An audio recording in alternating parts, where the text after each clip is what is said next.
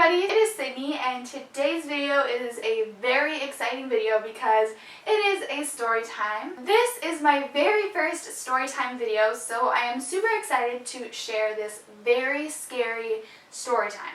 Also, I just wanted to say if you are a new subscriber, hello and welcome to my channel. I am Sydney. If you want, you can subscribe down below and I make videos every week. And also leave some video requests down below. I really want to hear what videos you guys want to see. Okay guys, this is the scariest thing that has ever happened to me. At the time, this was not funny at all. This was super serious, but now I look back at it and I kind of just laugh at some of the decisions I made. I know I shouldn't have made some of the decisions I made because now I would have done it differently, but at the time I was only 14, so make sure to keep that in perspective. I actually might have even been 13, I'm not quite sure. Okay, so to give you guys a little background, this was my very first time babysitting, so I was really excited but also kind of nervous. Of course, my mom goes over the very obvious things to go over, you know, if somebody comes in the house, what to do, if one of the kids gets hurt, what to do, the things that you hope would never happen, but just in case kind of things.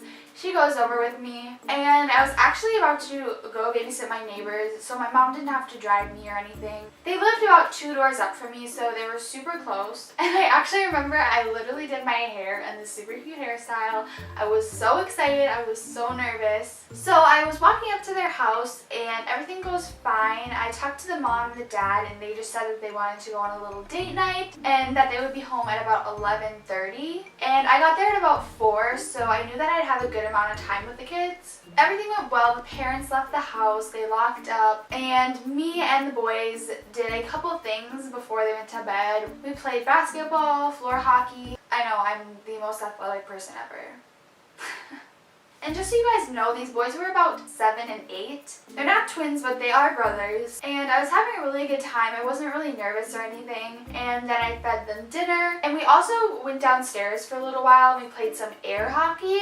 And this is a really important part, but it was completely black when we went downstairs. There weren't any lights on, so it was pretty dead downstairs. I didn't hear or see anything. There was a bedroom. I think it's a bedroom at least. I never went in there. The door was closed. There weren't any lights on. There was no need for me to go in that room. We just wanted to play air hockey, and that was in the family room. But there was nothing suspicious that made me think that there was something in there. So we come up from air hockey, they eat, and then I put them to bed at about 8:30. And I need to give you guys a little bit of perspective on the house. So there's 2 levels to the house. There's the main level and then there's a basement. So in the main level, the boys' bedrooms are on one far end, and then there's a hallway, and then the kitchen is back here, and then there's another kind of hallway kind of perpendicular to the other one, and the hallway goes to the garage and the entryway and where you enter the house. But that hallway also goes downstairs, and then across from the boys' bedroom is actually the sunroom, and the sunroom is where I was. After I put them to bed, I just wanted to go watch some TV. The parents told me I could do that, so it was very dark out. It was pitch black. It was going really well, and I was just watching some TV. At this time it was probably about 9:30, and I knew that the boys were asleep. Because it was so dark outside, I could see the reflection of the TV on the window, and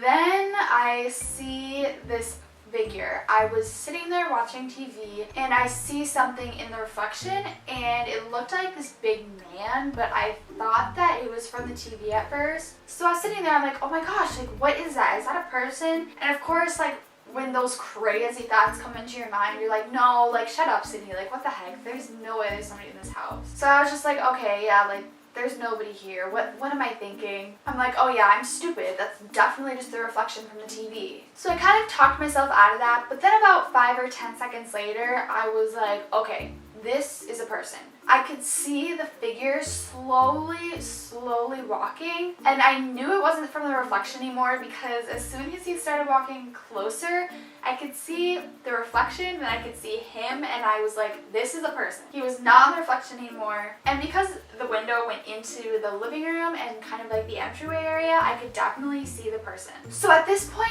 I started to get really nervous. I was like, is this real? Am I dreaming? Is this real? And although all this happened really quickly. It seemed like it happened so slowly, especially because he was walking so slow. But with the boys across the hall, the man walking towards the kitchen right in the middle of us, and then me over here in the sunroom, I didn't know what to do because I didn't want the kids to be in danger because I would have to cross and confront the man. And I knew that I had the option to leave the house by going out the sunroom door, and I wouldn't have to confront the man. I could just leave immediately. So I actually called my mom and my dad because literally they were so close. I knew that they could get there really quickly. Again, looking back, I really should have just called the police. So I just called my parents and I was sobbing. I'm like, come up here, there's somebody in the house. And then I dialed 911 on my phone, and then I held my hand behind my back and I had it ready to call. And I opened the sunroom door and I started walking out. And the closer I got to this man, he said nothing to me. He just looked so scary. He was so buff. Is buff the right adjective? I don't know. He was huge and I'm super short. He was huge. He was about 30, I want to say. I was so scared. And I opened the door and I didn't want to get too close to him. So I started walking up to him and I said, excuse me, what do you need? And he said, oh, I was just getting some food. And I was like, okay, give the guy what he wants. I don't care what he wants. I'll give him so much food. I don't care. I love food too. That was not my concern. My concern is why he was in the house and why he was acting so nonchalant. And he could definitely tell that I was super confused and I was shaking. And then he told me, oh, are you the nanny? And I said, yes. He's like, oh yeah, I live here. I'm like, what? I figured out later that he lived downstairs. There's a bedroom downstairs. I saw the bedroom when I went down there to go play with the boys earlier. It never crossed my mind that there was somebody living down there. A, because when I went down there, all the lights were off. There was no sign that somebody was living there. So the guy just got his food, went back downstairs. It was actually the dad's brother or the boys, like the little kid's uncle. And he was just living with them temporarily. I had absolutely no idea. The parents never informed me. So yeah, that was my scare. I was so freaked out. I did call my parents after and I said, okay, turn around, I don't need you anymore. But it was the scariest moment in my life. But that is all for this story time video. I hope you guys liked the video. It was the scariest moment of my life. Thanks so much for watching, guys. Make sure to give it a thumbs up if you liked it and leave a comment down below commenting some video requests. And I will see you guys in my next video. Bye guys! That same old love.